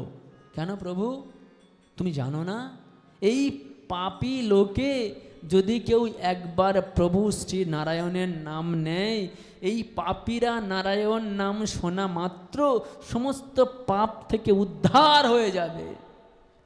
আর তুমি যে নারায়ণের নাম বলে প্রভু আমাকে বলুন তো কাকে কাকে আমি এখানে আনবো না? বলে শুনে রাখো, যার গলায় তুলসীর মালা আছে সেও কার দাস? সে আমার প্রভুর দাস। কারণ তুলসী ভগবানের খুব পছন্দ। যদি কোনো প্রসাদে তুলসী মালা তুলসী না দেয়া হয়, সেই প্রসাদ ভগবান কিন্তু ফিরেও তাকান না। তাই কৃষ্ণকে দিতে গেলে পরে তুলসী দিতে হবে। কিন্তু আজকের আমার মায়েরা যখন ওই বিপত্তারিণীর বার করতে গিয়েছিল, দেখলাম যে ডোরের মধ্যে তুলসী বেঁধেছে। তুলসী কার প্রসাদে লাগে? ভগবান শ্রীকৃষ্ণ নারায়ণ গৌরাঙ্গ মহাপ্রভু, তাই তো রামচন্দ্র ভগবানের তুলসী দিতে হয়। কিন্তু মায়েরা এত ভালোবেসেছে তুলসীকে যে চণ্ডীমার বিপত্তারিণীর প্রসাদে তুলসী দিয়ে দিচ্ছে। ভাবুন একবার, বিপত্তারিণীকে আপনি সেবা দিতে গেছেন, আর যদি সেখানে তুলসী পাতা দিয়ে দেন, বেটা খাবে কি করে বিপত্তারিণী মা আমার? তো নারায়ণের ভোগ হয়ে গেল। মন্দিরটা মা বিপত্তারিণীর, প্রসাদটা নারায়ণের পড়েছে, তাই কে সেবা করতে আসবে? ভাবুন একবার, সমস্যা হবে না? আর যেহেতু মায়ের মন্দিরে ভগবান কৃষ্ণকে আপনি তুলসী দিয়ে দিয়েছেন, তো কৃষ্ণগণ আসতে চাইলে আসতে পারবে না, উভয় সংকট। এই জন্যে মা বিপত্তারিণীর মন্দিরের প্রসাদে তুলসী দিলে হবে না। তুলসী দিতে হবে কোথায়? জগন্নাথের সামনে দেন, কৃষ্ণ ভগবানকে দেন, কিন্তু মায়ের সামনে তুলসী দিয়ে কেউ প্রসাদ নিবেদন করবেন না, তাহলে মা ছুঁতেও পারবে না। কেন? এটা ভগবানের প্রসাদ। হ্যাঁ, মা প্রসাদ ছুঁইতে পারবে কখন? তা বলে কি বৈষ্ণবরা সবার সেবা দেয় না? হ্যাঁ, বৈষ্ণব সবাইয়ের সেবা দেয়। প্রথম ভগবানকে প্রসাদ নিবেদন করার পরে সেই প্রসাদ নিয়ে কি বলেন? প্রথম গোবিন্দ সেবা করলেন, মন্ত্র বলছি না কারণ আপনাদের জানাতে যাবে না। তো ভগবানকে নিবেদন করলেন, করার পরে তারপরে ভগবানের রাধারানীকে নিবেদন করলেন, আর তারপরে কি বলেন? হে দেবতা পারিষদ বর্গ, তোমরা প্রত্যেকে, যারা সবাই দেবতা যারা আছেন, যত দেবতা আছেন পৃথিবীতে, লক্ষ্মী কালী সরস্বতী যা যা আছে, সবাইয়ের নাম করতে হয় না, যে যারা দেবতা আছেন সবাই ভগবানের মহাপ্রসাদ গ্রহণ করুন। মানে আপনি একবারেই সবাইকে বলা হয়ে গেল। যেমন করে একটা পিতার 10টা ছেলে, তাদের 10টা করে বউ, তার কত হলো 20 জন, তাদের আবার ছেলেপুলে মিলিয়ে মোট 50 জনের ফ্যামিলি। তা আপনি কি সবাইকে বাড়ি গিয়ে গিয়ে বলতে যাবেন? বুদ্ধি কি হবে? যিনি পরিবারের হেড, পিতাকে যদি নিমন্ত্রণ করা হয়ে যায়, তো এই 50 জনকেই নিমন্ত্রণ করা হয়ে যাবে, যে প্রভু আপনি আপনার বাড়ির সবাইকে নিয়ে আমাদের ভাগবত পাঠ শুনতে আসবেন। তার মানে কি হলো? একলা বাড়ির মালিককে বললে পরে সবাইয়ের বলা হয়ে গেল, প্রত্যেককে আলাদা করে বলতে হবে না। ঠিক তেমন ভগবান কৃষ্ণকে সেবা দেওয়ার পরে সেই প্রসাদ সবাইকে অর্পণ করা হবে, সেখানে কোনো সন্দেহ সংশয় নাই। এজন্যে আমরা ছিলাম কোথায়? তুলসীতে। হ্যাঁ, তো যে তুলসী আপনি ভোগে না দিলে সেই প্রসাদ গোবিন্দ গ্রহণ করেন না। আর যে ব্যক্তি দিচ্ছেন প্রসাদটা, তার গলায় তুলসীর মালা নেই, ভগবান আপনার হাত থেকে নেবে কেন? কি আপনার হাতে থেকে প্রসাদ ভগবান সেবা করবে না? তাই আপনার গলাতেও তুলসীর মালা পরতে হবে। দ্বিতীয় কি? তো কি বললেন যমরাজ? যদি কারোর গলায় তুলসীর মালা থাকে, তাকে তুমি জমপুরীতে আনবে না। আর শুনুন, যদি কেউ সঠিক নিয়মে তুলসীর মালা গলায় পরতে পারে, তার মাথায় বাজ পড়ে মরবে না। কিন্তু ভুল নিয়মে পড়লে পরে 2-5টা বাজ পড়তে পারে। তৃতীয় হলো, যদি কেউ কপালে তিলক করে, যদি কেউ কপালে তিলকে চন্দনের ফোঁটা দেন, যদি কেউ গোবিন্দের নাম গুণগান করেন, সৎসঙ্গে ভাগবত শ্রবণ করেন, সেই সমস্ত ব্যক্তিকে কি বললেন যমরাজ? ওদের থেকে 20 হাত দূরে থাকবে, যাবে না ওখানে। কারণ ওরা কার ভক্ত? ওরা আমার প্রভু নারায়ণের ভক্ত, ওদের জমপুরীতে আসতে হবে না। বোঝা গেল মা? তাহলে কেন গলায় মালা তুলসী পরবেন, কেন কপালে চন্দন দেবেন? সাক্ষাৎ যমরাজ তা উল্লেখ করলেন ভাগবতে। বলে কৃষ্ণ কানাইয়া লাল কি জয়, বলে রাধা মাধব কি জয়, রাধা মাধব কি জয়, রাধা মাধব কি জয়। এমনই দিব্য সাক্ষাৎ ভগবান তার দিব্য লীলা করলেন। অজামিল তো উদ্ধার হয়ে গেল বাবা। এখন পরীক্ষিত মহারাজের বড় ইচ্ছা, প্রভু রামের কথা শ্রবণ করলেন, কিন্তু কৃষ্ণ কথা শোনার জন্যে যখন পরীক্ষিত মহারাজ বললেন 10টা বাজে, তো কি হলো, সাক্ষাৎ ভগবান পরীক্ষিত মহারাজ যখন দিব্য কথা শ্রবণ করছেন, গোস্বামী তুলসীদাসজিকে বলছেন, গোস্বামী তুলসীদাসজি যে কি, যে কথা কৃষ্ণ ভগবান শ্রীমদ্ ভাগবত মহাপুরাণে বললেন, সে কথা রামকথাতেও গোস্বামীজি উল্লেখ করছেন। তো পরীক্ষিত মহারাজ প্রশ্ন করেছেন যে প্রভু, ভগবান রামচন্দ্র অবতীর্ণ হলেন, লীলাবিলাস করলেন, আমাদের কৃষ্ণ ভগবান তো এসছিল। বলছে হ্যাঁ, শোনো কৃষ্ণ কিভাবে এসছিল, বলে কৃষ্ণ ভগবান জন্মগ্রহণ করলেন, অবতীর্ণ হলেন কংসের কারাগারে, পিতা রেখে আসলেন নন্দালয়ে, নন্দালয়ে যখন রেখে আসলেন সেখান থেকে কি হলো না, ধীরে ধীরে একটু বড় হলেন, 6 দিন যখন বয়স হলো, পুতনা মাসি মারতে আসলো, পুতনাকে উদ্ধার করলেন, আসলেন শকটাসুর আসলেন, তৃণাবর্ত আসলেন, প্রত্যেককে উদ্ধার করতে করতে ভগবান দিব্য রাসলীলা করলেন, গিরিরাজ ধারণ করলেন, আর রাসলীলা করার পরে মথুরায় ফিরে আসলেন। মথুরায় ভগবান আসার পরে সেখান থেকে জরাসন্ধকে 17 বার হারিয়ে দিলেন। প্রথমে শিক্ষা লাভ করলেন, শিক্ষা লাভ করার পরে যখন মথুরায় ফিরে আসলেন, জরাসন্ধ আক্রমণ করলেন, 17 বার হারিয়ে দিলেন। হেরে যাওয়ার পরে 18 বারের বার যুদ্ধ করতে এসে জিতে গেলেন। ভগবান সেখান থেকে গিয়ে প্রহর্ষণ পর্বত থেকে লাফিয়ে গিয়ে পড়লেন দ্বারিকাতে। দ্বারিকাতে ভগবান দ্বারিকাধীশ হলেন। সেখানে মাত্র ভগবান বিয়ে করেছিল 16,108টা। এই বিবাহ করার পরে 16,108টা স্বর্ণমহল বানিয়ে দিয়েছিল। কোনো স্ত্রীকে ভগবান দুঃখ দেননি। প্রত্যেকটা স্ত্রীর 10টা করে ছেলে, 1টা করে মেয়ে, এমন সংখ্যা আসলেন। ভগবান বেশি না, মাত্র 56 লক্ষ মাস্টারদের স্থাপন করলেন, যারা বাচ্চাগুলোকে পড়াতেন। এমন ভগবান দিব্য লীলা করলেন। তারপরে সেখান থেকে দিব্য গোবিন্দ আমার কুরুক্ষেত্রে যুদ্ধ করলেন, ধর্ম অধর্মের ভেদ দেখালেন জগৎকে, আর সেখান থেকে সম্পূর্ণ লীলা সম্বরণ করে স্বধাম গমন করলেন। বলে কৃষ্ণ কানাইয়া লাল কি জয়। শেষ কৃষ্ণ কথা। পরীক্ষিত মহারাজ বলছেন প্রভু এভাবে নয়, কথিত বংশ বিস্তার বিস্তার ভবতা সমসূর্যয় রাজ্যঞ্চ ভয় বংশানম চরিতম পরমাদ্ভুতম।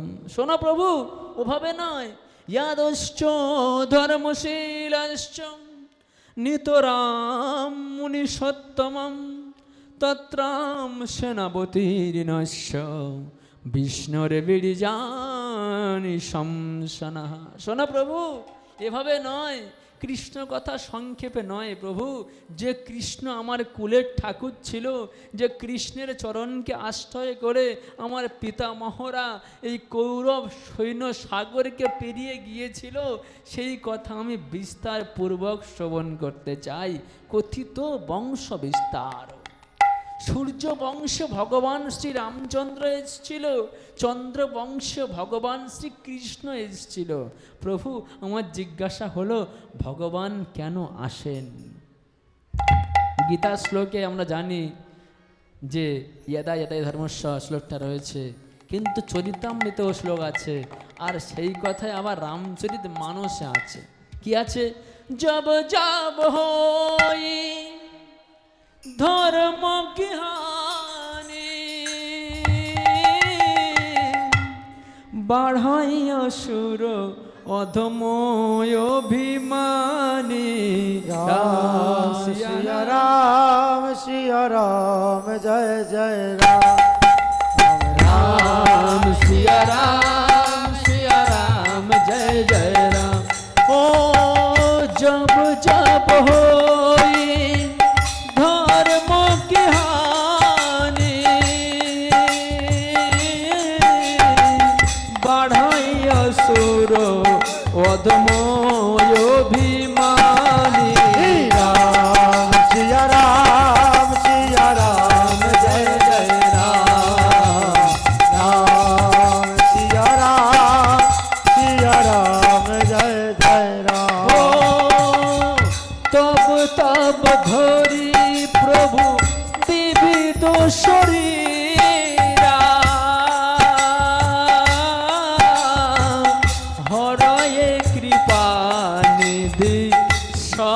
सज्जन पीरा राम सिया राम जय जय राम राम सिया राम जय जय राम। কি বললেন? जब जब होई धर्म की हानि বাড়ায় অসুর অধম অভিমানী তব তব ধরি প্রভু বিবিধ শরীরা হরয়ে কৃপা নিধি সজ্জন পেরা। ঠিক একই কথা গীতার মধ্যে বললেন। কি বললেন? यदा यदा हि धर्मस्य ग्लानिर्भवति भारत अभ्युत्थानमधर्मस्य तदात्मानं सृजाम्यहं परित्राणाय साधूनां विनाशाय च दुष्कृतं धर्म संस्थापनार्थाय संभवामि जुगे जुगे। সম্ভবামি যুগে যুগে। পরিষ্কার করে ভগবান বললেন, যখন যখন ধর্মের প্রতি মানুষের আর প্রীতিভাব থাকে না, যখন ধর্মের প্রতি মানুষের গ্লানি বেড়ে যায়, তখন কি করেন? ধর্মকে রক্ষা করার জন্যে আর এই অধর্মীদের বিনাশ করার জন্যে, সাধুগণকে রক্ষা করে ধর্মকে স্থাপন করার জন্য ভগবান অবতীর্ণ হন। প্রথম কি করেন?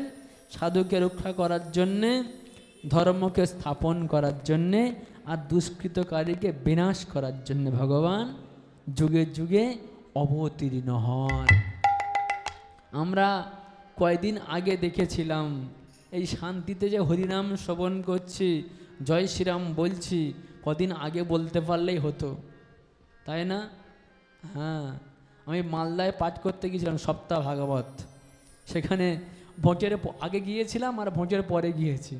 ভোটের আগে পাঠ ছিল বালুরঘাটে, ওখানেও যেমন পাঠ করতে গেলাম, একবার রাম বলেছি, 5 জন এসছে, বাবা রাম টাম বলো না। কেন?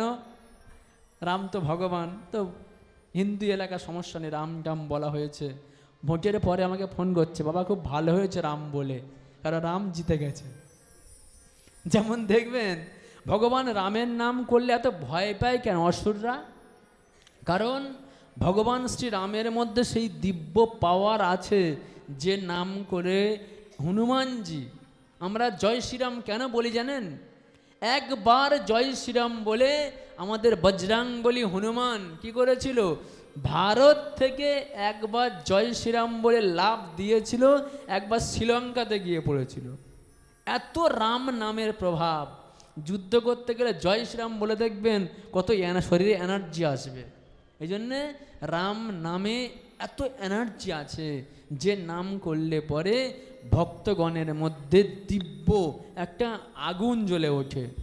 আর সেই রামের নাম করলে অসুর সম্প্রদায়েরা ভয় পায় যে রামের নাম করছে। যে রামের নাম করে হনুমানরা কি করেছিল? হনুমান বাহিনী লঙ্কার সমুদ্র পেরিয়ে গিয়ে লঙ্কার রাবণকে হত্যা করেছিল, উদ্ধার করেছিল রাবণের সাম্রাজ্যকে। তেমন যখনই আপনারা রাম রাম করবেন, অসুর সম্প্রদায়রা এমনিতেই হেরে যাবে। এই জন্যে কি বলতে হবে আমাদেরকে? কি বলতে হবে? কি বলতে হবে? জয় শ্রীরাম। জোর সে একবার জয় জয় শ্রীরাম। সবাই মিলে একবার জয় শ্রীরাম। अभी भी डर लग रहा है क्या? এখনো কি ভয় লাগছে নাকি? अभी भी শোনো, যদি এখন রাম নাম না করতে পারো তাহলে জীবনে আর করতে হবে না। আর এখন আমাদের সময় রামের নামের এসছে, অযোধ্যায় রাম মন্দির নির্মাণ হয়েছে কি না? তো একবার জোরসে সবাই একসঙ্গে জয় শ্রীরাম। হরি বল। তেমনই ভগবান কৃষ্ণ কেন অবতীর্ণ হন বললেন। এদিকে ভাগবতে উল্লেখ করছে 10ম স্কন্ধে, ভূমির দৃপ্ত নিপব্যাজম দ্বৈতানিক শতাযুতৈ আক্রান্তা ভুরি ভারেণ ব্রহ্মণম শরণম যজো গৌরভূত্বা শ্রুমুখী খিন্না ক্রন্দন্তি করণ বিভো উপস্থিতান্তিকে তস্মৈ ব্যসনম সমবাচত। কি হলো? যখন এই পৃথিবীতে এখন যেমন ধর্ম নেমে এসছে, মানুষেরা বলছে হ্যাঁ আমি এতদিন পরে মনে হচ্ছে আমরা রাম জন্মভূমিতে রাম রাজ্যে বাস করছি। মনে হচ্ছে এখন যে হ্যাঁ আমরা মন ভরে প্রাণ ভরে নিঃশ্বাস নিতে পারছি, কারণ রাম রাজ্যে এসছি। তো তেমনই যখন এই অসুরের সংখ্যা বেড়ে যায় তখন কি হয়? ভূমি মাতা আর সহ্য করতে না পেরে ব্রহ্মার কাছে শরণাপন্ন হয়। ব্রহ্মদেব বলছেন দেখো মা, আমার একার পক্ষে এত অসুরদের মারা সম্ভব নয়। আমি তো ব্রহ্মা, আমার কাজই হলো জগতের সৃষ্টি করা, আমি ধ্বংস করতে পারি না। কি করলেন? সেখান থেকে চলে আসলেন শিবের কাছে। শিবজিও বলছেন যে আমি হয়তো সংহারকর্তা, কিন্তু কৃষ্ণ ভগবান না বললে আমি কাউকে মারতে পারবো না। কোথায় যাবে এখন? সেই ক্ষীরোদ সাগরে, যেখানে ভগবান শুয়ে আছেন। কিসে শুয়ে আছে ভগবান? শান্তাকারম ভুজগশয়নম পদ্মনাভম সুরেশাম বিশ্বধারাম গগন সদিশম মেঘবর্ণাম শুভাঙ্গম লক্ষ্মীকান্তম কমল নয়নম যোগীভির ধ্যানগম্যম বন্দে বিষ্ণু ভব ভয়হারম সর্বলোকৈকনাথনাম সর্বলোকৈকনাথনাম সর্বলোকৈকনাথনাম। ত্রাহিমাম ত্রাহিমাম ত্রাহিমাম, প্রভু রক্ষা করো প্রভু, ত্রাহিমাম ত্রাহিমাম। সব দেবতা ব্রহ্মা সবাই গিয়ে ত্রাহিমাম ত্রাহিমাম করছেন ক্ষীরোদ সাগরে। ভগবান আমার ক্ষীরোদ সাগরে শেষ নাগের শয্যাতে প্রভু আমার শয়ন করে আছেন। যখন ব্রহ্মা সেখানে ধ্যানস্থ হলেন, ভগবান ব্রহ্মাকে বললেন বসুদেব গৃহে সাক্ষাৎ ভগবান পুরুষ পরম জনিষ্যতে তৎপ্রিয়ার্থম সম্ভবন্ত সুরস্ত্রিয়। ব্রহ্মা, আমি খুব শীঘ্রই বসুদেবের গৃহে অবতীর্ণ হব। তুমি আমার প্রীতি সাধনের জন্যে মথুরা মণ্ডলে, বৃন্দাবন মণ্ডলে সব দেবতারা গিয়ে জন্মগ্রহণ করো।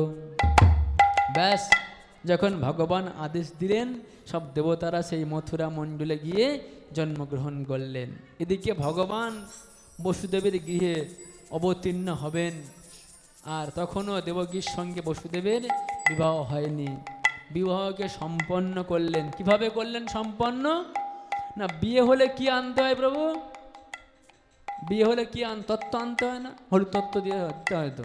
হ্যাঁ, যখন বসুদেবের সঙ্গে দেবকীর বিবাহ ঠিক হয়ে গেল, দিনদান ঠিক হয়ে গেল, হলুদ মাখাতে হয়, তো কি নিয়ে আসা হয়? বলে কৃষ্ণ কানাইয়া লাল কি? কি নিয়ে আসা হয়? তত্ত্ব আনা হয়। তো ভক্ত কি বলছেন? তত্ত্ব আসিল গায়ে হলুদ মাখিল, আজ দেবকীর বিয়ে হবে আনন্দে ভরল। আজ তত্ত্ব আসিল গায়ে হলুদ মাখিল, আজ দেবকীর বিয়ে হবে আসিল। তত্ত্ব আসিল গায়ে হলুদ মাখালো, আজ দেবকীর বিয়ে হবে আনন্দ হলো। তত্ত্ব আসিল গায়ে হলুদ মাখিল, আজ দেবকীর বিয়ে হবে আসিল। উলু উলু উলু ধ্বনি সকল করিল, উলু উলু উলু ধ্বনি কখন করো। শঙ্খ হায় হাতে মায়েরা সব শঙ্খ বাজালো, শঙ্খ বাজে নারদের কা বাজালো। আরে শঙ্খ হাতে মায়েরা সব শঙ্খ বাজালো, শঙ্খ বাজালো মায়েরা শঙ্খ বাজালো। বলো তত্ত্ব আসিল গায়ে হলুদ মাখালো, আজ দেবকীর বিয়ে হবে আনন্দে ভরলো। তত্ত্ব হলুদ মাখাইলো, আজ দেবকীর বিয়ে হবে তত্ত্ব বাজালো। ও আনন্দে ভরলো, সবে আনন্দে ভরলো, আনন্দে ভরলো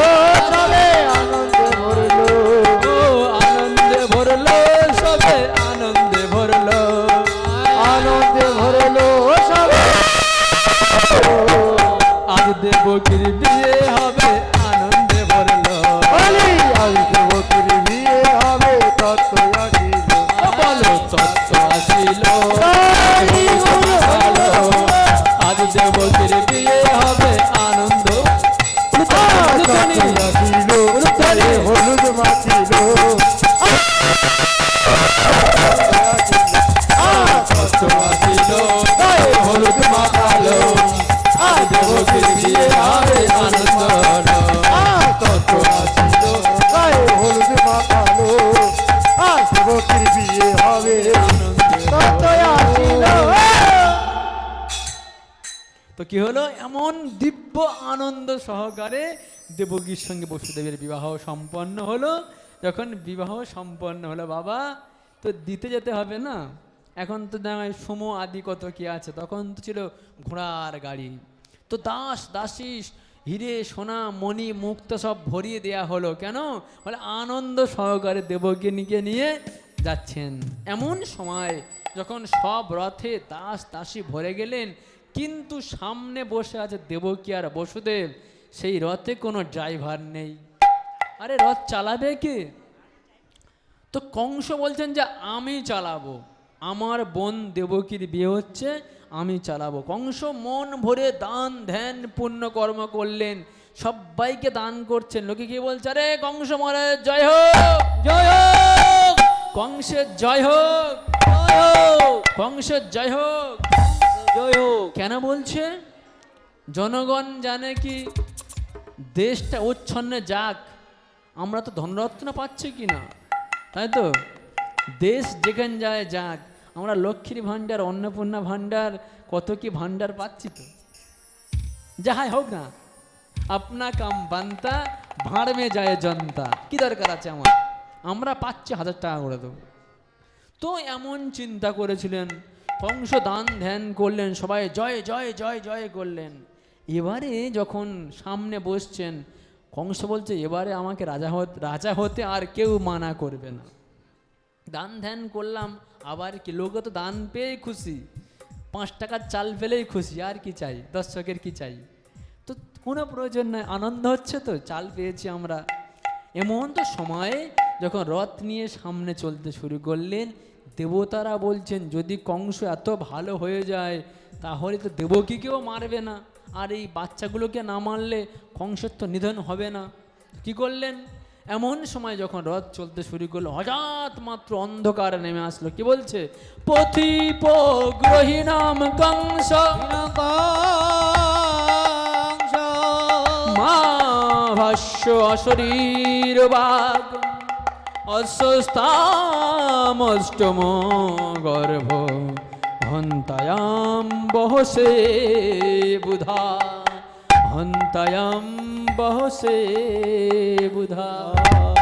রাস্তার মধ্যে হঠাৎ মাত্র এক নিঝুম কালো অন্ধকার নেমে আসলো। আর কি বলছেন, ওরে মূর্খ কংস, শোনো কংস, তুমি যাকে এত আপন বলে মনে করে এত আনন্দের সহকারে নিয়ে যাচ্ছ, সেই দেবকীর অষ্টম গর্ভের সন্তান, তোমার মৃত্যুর কারণ, তোমার মৃত্যুর কারণ, তোমার মৃত্যুর কারণ। কংস বলে কি সর্বনাশ, এত দিন ধরে আমি দুধ কলা দিয়ে কাল সাপ পুষলাম, এতদিন ধরে আমি এই করলাম। কি করলেন, রথ থেকে নেমে দেবকী চুলের মুঠি ধরে টেনে নামিয়ে, ছিল চন্দ্রহাস খড়গ, এমন করে বার করে গলায় চালাতে যাবে। বসুদেব বলছেন, ভ্রাতা আপনি কি করছেন, আপনি দেবকীর ভ্রাতাশ্রী, একজন যুবরাজ, শ্রেষ্ঠ ক্ষমতা সম্পন্ন ভোজ বংশের সম্রাট হবেন, আপনাকে দেখে সবাই সম্মান করে। যদি এখন আপনি সদ্য বিবাহিত দেবকী, যার হাতে এখনো মেহেন্দির রং যায়নি, যদি সেই দেবকীকে আপনি এমন করে হত্যা করেন, আপনার নামে যে কলঙ্ক আসবে, ইতিহাস আপনাকে সম্মান করবে না। যখন এমন করে বলছেন, কংস বলছে, আরে ভাই, সম্মান অপমান পরে হবে, একে আগে মেরে তো ফেলি। শুনে রাখুন, যে ধরবে নারীর কেশ তার বংশ হবে শেষ। যে সমস্ত বাবারা ভালোবেসে চুল ধরে টানেন, চিন্তা করবেন না, কেশে হাত দিলেই বংশ শেষ হয়ে যাবে। তাই যেখানে মারবেন মারবেন, কমসে কম মাথা বাঁচিয়ে মারবেন। যদি মারতে ইচ্ছে হয় মারুন, কিন্তু কমসে কম মাথাটা বাঁচিয়ে মারবেন, কারণ কেস ধরলে বংশ শেষ হয়ে যাবে। এত বডি আছে মারুন না, কিন্তু মাথা বাদ দিয়ে মারবেন। যে ভুলটা কংস করলেন, কেস ধরে টানিয়ে নামালেন, আর যখনই মারতে গেলেন তার বংশ শেষের পথে। বসুদেব বললেন যে আপনি চিন্তা করবেন না। অনেক কিছু বলার পরে শেষে বলছে, ভ্রাতাশ্রী, যতগুলো সন্তান আমার লাভ হবে আমি সব সন্তান আমি আপনার হাতে অর্পণ করব, যা ভালো হয় আপনি করবেন। জানতেন কংস যে বসুদেব মিথ্যে কথা বলে না, বসুদেব রামের বংশকে ফলো করেন। কিভাবে ফলো করেন না, রামের একটা নীতি আছে, রঘুকুল রীতি সদা চলিয়াই, প্রাণ যাই পর বচন ন যাই। আর রঘুকুল রীতি সদা চলিয়ায়ে, প্রাণ যায় পর বচন ন যায়। রঘুকুল রীতি সদা চলিয়াই, প্রাণ যাই পর বচন ন যায়। আর রঘুকুল রীতি সদা চলিয়ায়ে, প্রাণ যায় পর বচন ন যায়।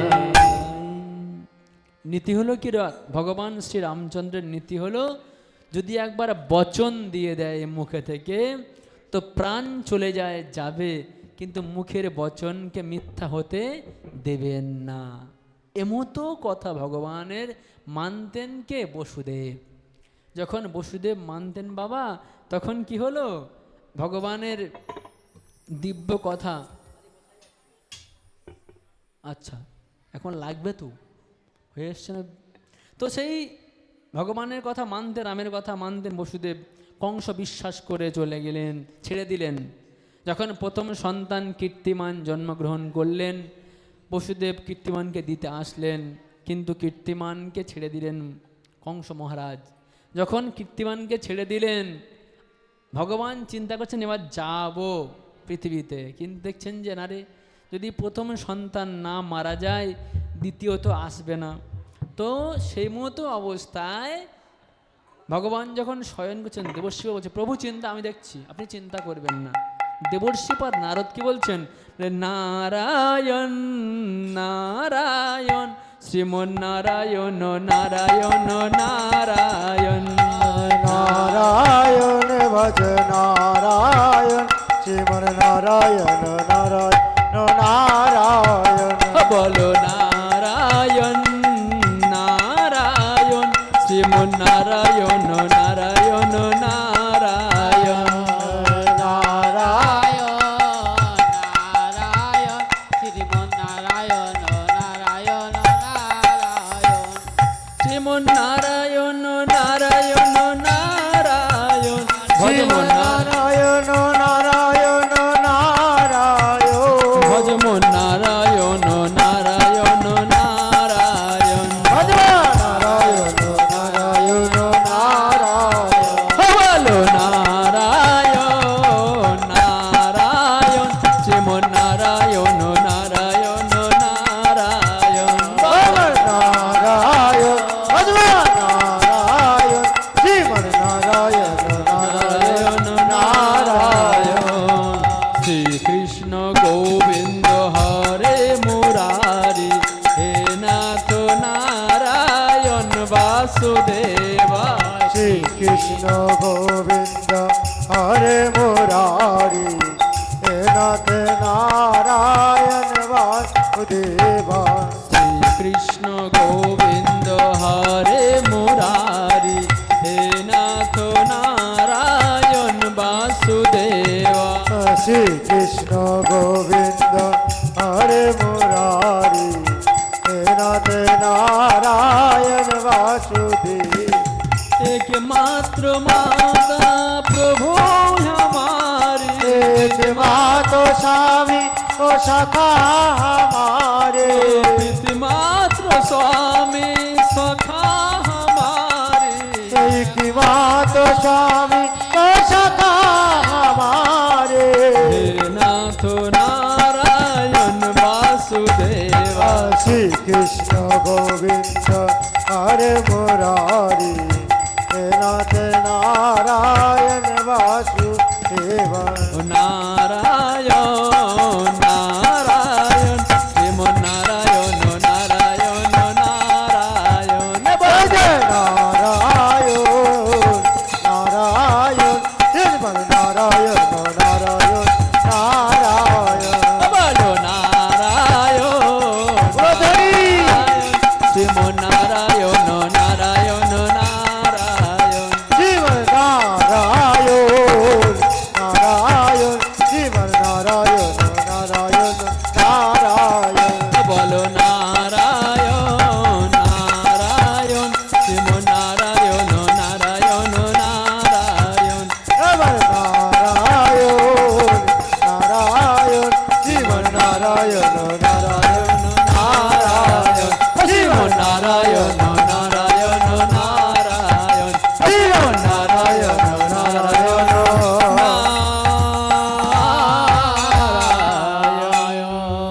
नारायण भगवान की नारायण भगवान की দিব্য ভগবানের স্তুতি করলেন।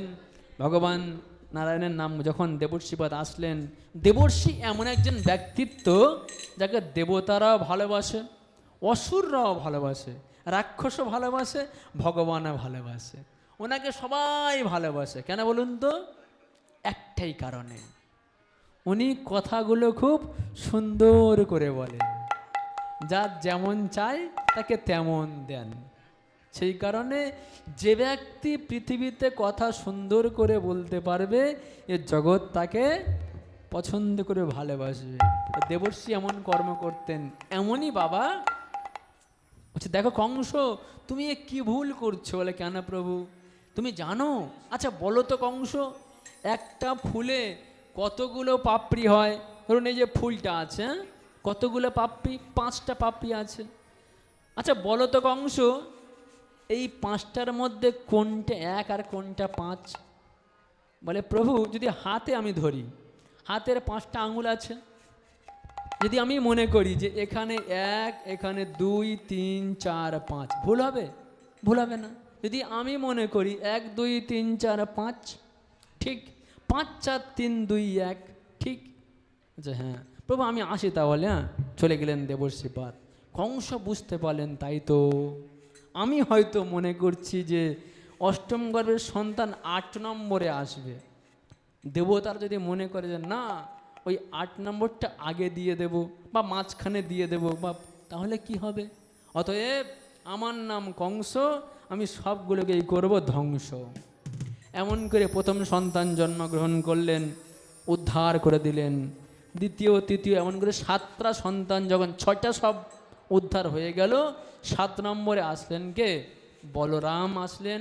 আর 8 নম্বরে কে আসলেন? যখন 7 নম্বরে বলরাম আসলেন, পরীক্ষিত প্রশ্ন করেছিল, রোহিণী স্তনয়া প্রক্তম রাম শঙ্কর সনস্তয়া দেবক্ষ গর্ভ সম্বন্ধ কুত দেহান্তর বিনা। প্রভু, এক জীবনে একটা মানুষের একটাই মা হয়, তাই না? যে মা ধারণ করে গর্ভে, সে তো একটাই মা হয়। কিন্তু বলরামের আপনি বলছেন দেবকীর পুত্র, আবার বলরাম রোহিণীর পুত্র, এটা কেমন করে সম্ভব? বলে, শোনা পরীক্ষিত, সেই উত্তরটা এখন দেব। যখন দেবকীর গর্ভে 7 মাস বয়স হয়ে গেল বলরামের, তখন একবার কংস মহারাজ চিন্তা করলেন, এখন দেবকীকে মেরে ফেললেই হয়। এমন চিন্তন করে চন্দ্রহাস খড়গ নিয়ে আর দেবকীকে গভীর রাত্রে মারতে এসছেন। যখন খড়গ তুলেছেন কারাগারে এসে দেখছেন কি, সহস্র ফণা ধরে শেষনাগ রাগে এমনভাবে বিষ নিক্ষেপ করলেন, সেই বিষের প্রভাবে কংস মহারাজ 7 দিন অজ্ঞান হয়ে গেল। এবার চিন্তা করছেন, যদি আবার কংস আসে, বলরাম তো রাগী, সাপের তো রাগ বেশি, যদি হা করে গিলে ফেলে, কোনো লীলা সম্পন্ন হবে না। অত একে এখানে রেখে লাভ নেই। কি করলেন? যোগমায়া যোগেশ্বরীকে স্মরণ করলেন। যোগমায়া এসে দেবকীর সেই গর্ভের সন্তানকে সংকর্ষণপূর্বক নিয়ে নিজের গর্ভে নিলেন, আর তারপর তাকে নিয়ে গিয়ে রোহিণীর গর্ভে স্থাপন করলেন। আজকের যে এক গর্ভের থেকে সন্তান সংকর্ষণপূর্বক নিয়ে অন্য গর্ভে প্রেরণ করা যায়, আজকের সমাজে টেস্ট টিউবের বাচ্চা হচ্ছে, তো তেমনই সেই বিষয়ে আমরা দেখলাম। তো তেমনই ভগবান লীলা করলেন। এবারে কৃষ্ণ ভগবান আসবেন, কদিন পরে আবার আসবে, তাই তো? তো কৃষ্ণ ভগবান কবে এসেছিল বাবা? দ্বাপর যুগে, তাই তো? নাকি কোন যুগে ভগবান এসেছিল? কলিযুগে? দাপরে এসেছিল, ঠিক। তো দাপর যুগে ভগবান কৃষ্ণ এসেছিল। আচ্ছা, ভগবান কি মাসে এসেছিল? কার্তিক মাসে, মাঘ মাসে, শ্রাবণ মাসে? কি মাসে এসেছিল? হ্যাঁ, ভাদ্র মাসে, ঠিক ঠিক। তো ভগবান কৃষ্ণ দাপর যুগে ভাদ্র মাসে এসেছিল। আচ্ছা, ভাদ্র মাসের কি পক্ষে এসেছিল? শুক্ল পক্ষে না? পরিষ্কার ঝকঝকে আকাশ। কবে এসেছিল? কৃষ্ণ পক্ষে এসেছিল ভগবান। হ্যাঁ, আর কোন মুহূর্তে এসেছিল? অভিজিৎ মুহূর্তে। তো ভগবান দাপর যুগে ভাদ্র মাসে দিব্য, এখন চলছে কোন আয়ন বলুন তো? যে আয়ন হয় না, আয়ন 6 মাস করে ভাগ হয়, দক্ষিণায়ন উত্তরায়ণ। এখন চলছে কোন আয়ন? দক্ষিণায়ন চলছে। হ্যাঁ, তো ভগবান দক্ষিণায়নে এসেছিল। দক্ষিণায়নে ভাদ্র মাসে কৃষ্ণ পক্ষে অভিজিৎ মুহূর্তে দিব্য ভগবান জন্ম অবতীর্ণ হয়েছিলেন। মধ্যরাত্রে পণ্ডিত বাসরে ভগবান অবতীর্ণ হয়েছিলেন কংসের কারাগারে। যেহেতু পৃথিবীর নিয়ম হচ্ছে, যে ব্যক্তি জন্মগ্রহণ করবে সেই ব্যক্তি মারা যাবে, ঠিক? পৃথিবীর নিয়ম কি? যিনি মাতৃগর্ভ থেকে জন্মগ্রহণ করবেন তাকে দেহ ত্যাগ করতে হবে। কিন্তু আমাদের কৃষ্ণ ভগবান কিন্তু দেহ ত্যাগ করেনি। তার প্রমাণ কি? ভগবান মাতৃগর্ভ থেকে জন্মগ্রহণ করেন নাই। শ্রীমদ্ ভাগবতে পরিষ্কার উল্লেখ করা আছে, যখন ভগবান শ্রীকৃষ্ণ দ্বারিকা লীলা সমর্পণ করলেন, দ্বারিকা লীলা সম্পন্ন করার পরে প্রভু আমার গিয়ে বৃক্ষের উপরে চরণ ঝুলিয়ে বসলেন, আর সেই দিব্য চরণকে জরাব্যাধ হরিণের কান মনে করে, আর সেই মুষলের যে ছোট্ট বিন্দু ছিল, সেই মুষলের ছোট্ট বিন্দু তীরে দেওয়া ছিল। বলে মুষলটা আবার কী রে বাবা? জানেন তো মুষলটা কি? জানতে পারে যদি ভাগবত সপ্তাহ কখনো শোনেন, ভাগবত সপ্তাহ শুনলে পরে সবগুলো বুঝতে পারবেন। যাই হোক, মুষল ছিল, সেই মুষলটা কি হয়েছিল? ছোট্ট তীরের মধ্যে জরাব্যাধ দিয়ে আর ভগবানের চরণ নিক্ষেপ করেছিলেন। ভগবান হা রাধে বলে গাছ থেকে নিচে পতিত হয়েছিল। সেই সময় সেখানে অর্জুন এসেছিলেন। অর্জুনকে বলেন, অর্জুন, এতদিন ধরে তুমি যখন ছিলে রথী, আমি ছিলাম তোমার সারথি। তুমি আমাকে যে কথা বলেছ আমি তা পালন করেছি, কিন্তু আজকেরে আমি তোমার সারথি নই, আমি রথী। শোনো, তুমি খুব শীঘ্রই এই দ্বারিকা ভূমি সমুদ্রের নিচে চলে যাবে। তুমি এখনই আমার দ্বারিকা স্ত্রী বালকগণকে নিয়ে আর কোথায় যাবে? হস্তিনাপুরে চলে যাও। অর্জুন কিন্তু চাননি আসতে, তবুও ভগবানের নির্দেশে অর্জুনকে সেগুলোকে নিয়ে আসতে হয়েছিল। তারপর সেখানে উদ্ধব এসেছিল। যখন উদ্ধব মহারাজ সেখানে আসলেন, ভগবান তাকে দিব্য ভাগবতীয় জ্ঞান দিলেন উদ্ধবকে। আর দিব্য জ্ঞান দেওয়ার পরে উদ্ধবকে বলে, উদ্ধব, তোমার সঙ্গে দেখা হবে বিদুরের। তুমি বিদুরকে এই দিব্য জ্ঞান দেবে। আর ভগবান এই দিব্য জ্ঞান দেওয়ার পরে শ্রীমদ্ ভাগবতের মধ্যে দিব্য জ্যোতি দিয়েছিলেন। কারণ উদ্ধব প্রশ্ন করেছিলেন, হে প্রভু, যখন তুমি ছিলে পৃথিবীতে তখন ধর্ম তোমার চরণে শরণ ছিল, কিন্তু যখন এই পৃথিবী থেকে তুমি চলে যাবে ধর্ম কম শরণম গত, তখন ধর্ম কোথায় যাবে? তো ভগবান তার দিব্য তেজপুণ্যকে এই ভাগবতের মধ্যে স্থাপন করেছিলেন। বলে, উদ্ধব, আমি যাওয়ার পরে যেখানে যেখানে ভাগবত পাঠ হবে, যারা ভাগবতকে স্পর্শ করবে তারা দিব্য জ্ঞান লাভ করতে পারে। তাই কি বলছেন? তমাদিদেবম করুণা নিধানম তমাল বর্ণম সহিতাবতারম অপার সংসার সমুদ্র সেতুম ভজামহে শ্রী ভাগবত স্বরূপম ভজামহে শ্রী ভাগবত স্বরূপম। ভগবান দিব্য ভাগবতের মধ্যে তার দিব্য তেজপুঞ্জ দিয়েছেন। আর দেওয়ার পরে যখনই জরাব্যাদ কাঁদতে শুরু করলেন, শ্রীমদ্ ভাগবতে পরিষ্কার উল্লেখ করা আছে, যখন জরাব্যাদ এসে কাঁদছেন, প্রভু আমি কি অন্যায় করলাম, জরাব্যাদকে দিব্য উপদেশ দেওয়ার পরে একটা বিদ্যুৎ প্রবাহ হয়েছিল। আর সেই বিদ্যুৎ যখন প্রবাহ হয়ে গেল তখন জরাব্যাদ সবাই চোখ বন্ধ করলেন। আর যখনই চোখ খুললেন দেখলেন কি সেখানে আর ভগবানের কোনো চিহ্নই নাই, ভগবান সধাম গমন করেছিলেন। কেন করেছিল এখানে আজকে শুনুন। ভগবান কিন্তু মাতৃগর্ভ থেকে জন্মগ্রহণ করেননি। গীতায় ভগবান উল্লেখ করছেন, জন্মকর্ম চমে দিব্য, আমার জন্মকর্ম দিব্য। সেই কারণে প্রথমে ভগবান চতুর্ভুজ রূপে এসেছিল, শঙ্খ চক্র গদা পদ্ম ধরে ভগবান দর্শন দিলেন। দেবকী মাকে বললেন যে আপনারা তপস্যা করেছিলেন, আর সেই তপস্যার ফলস্বরূপ আজকের তৃতীয়বার আমি তোমার সন্তান রূপে আসছি। আর তারপরে ভগবান ছোট্ট হয়ে গেলেন, নন্দ বাবা মা ঘাড়ে নিয়ে গেলেন, নিয়ে গিয়ে নন্দালয় রেখে বসুদেব নিয়ে গিয়ে নন্দালয় রেখে আসলেন। সেখানে যমুনা পারের অনেক বিষয় রয়েছে, আমাদের সময় বেশি তো নাই, সেই কারণে ভগবানকে নন্দালয় রেখে আসলেন। ওখান থেকে যোগমায়াকে নিয়ে আসলেন। যোগমায়া বললেন, কংস খুব শীঘ্রই তোমার মৃত্যুর জন্যে, যে মৃত্যুর সাক্ষাৎ ভগবান অবতীর্ণ হয়েছেন, এতে তুমি আর কষ্ট দিও না। আর ভগবান কি করলেন? নন্দালয়ে আনন্দ করেছিলেন। তো আমরা তেমনই ভজনের সঙ্গে সঙ্গে আনন্দ করব। আর একটু আনন্দ করার পরে আমাদের আরতি কীর্তন হবে। বলে কৃষ্ণ কানাইয়ালাল কি জয়, রাধা মাধব কি জয়। কি আছে? কংসের কারাগারে মা দেবকীর উদারে জন্ম নিলেন ভগবান।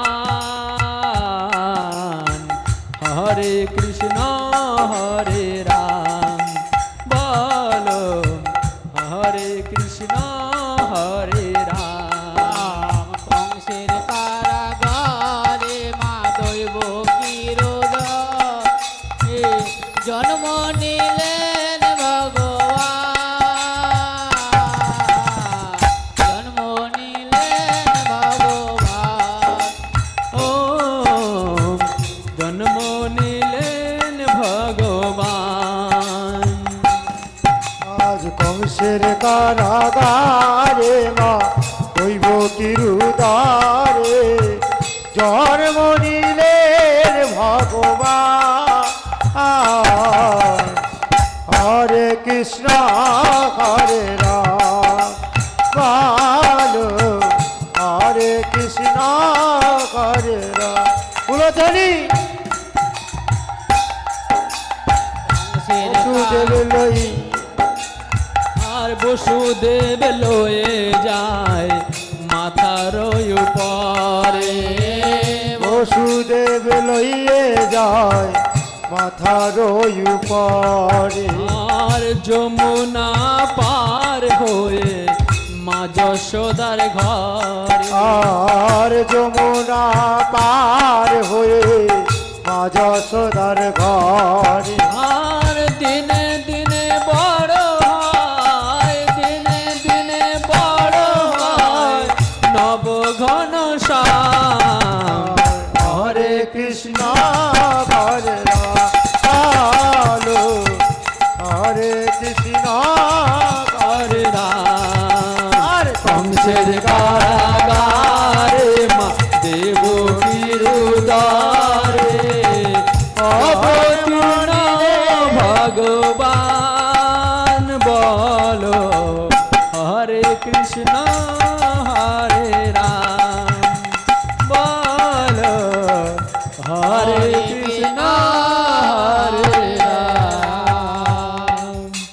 কৃষ্ণ কানিয়া লাল কি জয়। রাধা মাধব কি জয়। তো ভগবান যখন অবতীর্ণ হলেন 80 বৎসর বয়সে নন্দ রাজার সন্তান হয়েছিল। আর সেই আনন্দে নন্দ মহারাজ দান ধ্যান পুণ্য করছিল। যদি আমাদের লজেন্স আগের থেকে আনা হয়নি, তাই আমরা দান করব না, ওখানে প্রসাদ দেওয়া হবে। তো এখন আমরা আমাদের প্রভুরা ভজন করবেন, আনন্দের ভজন করবেন। আর তার সঙ্গে যেমন নন্দালয়ে আনন্দ হয়েছিল, 6 মাস ধরে দান করেছিলেন নন্দ মহারাজ, 6 মাস ধরে সোনা রত্ন হিরে সব দান করেছিলেন। তো আমরা এখন সেই দিব্য ভজন শ্রবণ করব এক দুটো, তারপরে আরতি। বলে কৃষ্ণ কানিয়া লাল কি, রাধা মাধব কি জয় কানাইয়া লাল কি। আরে ভগবান এসেছেন, সবাই মিলে উলোধ্বনি শেষ। এখন তো বাড়ি চলে যাবো সবাই। আজ নন্দ ঘরে কৃষ্ণ এলো, জয় হো নন্দ লাল কি। আজ নন্দ ঘরে কৃষ্ণ এলো, জয় হো নন্দ লাল কি। নন্দ ঘরে কৃষ্ণ এলো, জয় হো নন্দ লাল কি। জয় হো নন্দ লাল কি, জয় হো নন্দ লাল কি। জয় হো নন্দ লাল কি, জয় হো নন্দ লাল কি। আজ নব আজ নন্দ ঘরে কৃষ্ণ এলো, জয় হো নন্দ লাল কি। নন্দ ঘরে কৃষ্ণ এলো, জয় হো নন্দ লাল কি। আমার নন্দের মনন্দ হলো, জয় হো নন্দ লাল কি। নন্দের আনন্দ হলো, জয় হো নন্দ লাল কি। আরে জয় হো নন্দ লাল কি, জয় যশোদা লাল কি। জয় হো নন্দ লাল কি, জয় হো রাখাল কি। ওই হাতি ঘোড়া পাল কি, জয় কানাইয়া লাল কি। হাতি ঘোড়া পাল কি, জয় কানহাইয়া লাল কি। আজ নন্দ ঘরে কৃষ্ণ এলো, জয় হো নন্দ লাল কি। নন্দ ভরা নন্দ ভয়, জয় হো নন্দ লাল কি। আজ বকুলে আনন্দ এলো, জয় হো নন্দ লাল কি। ও বকুলে আনন্দ এলো, জয় হো নন্দ লাল কি। আজ বকুলে আনন্দ এলো, জয় হো নন্দ লাল কি। বকুলে আনন্দ এলো, জয় হো ও নন্দ নন্দ লাল। লাল কি। নন্দ কি লালা কি, নন্দ কি লালা কি। জয়। নন্দ ভর আনন্দ ভয়। জয় হো নন্দ লাল কি। আচ্ছা এখন আরতি হবে, সবাই উঠে দাঁড়ান।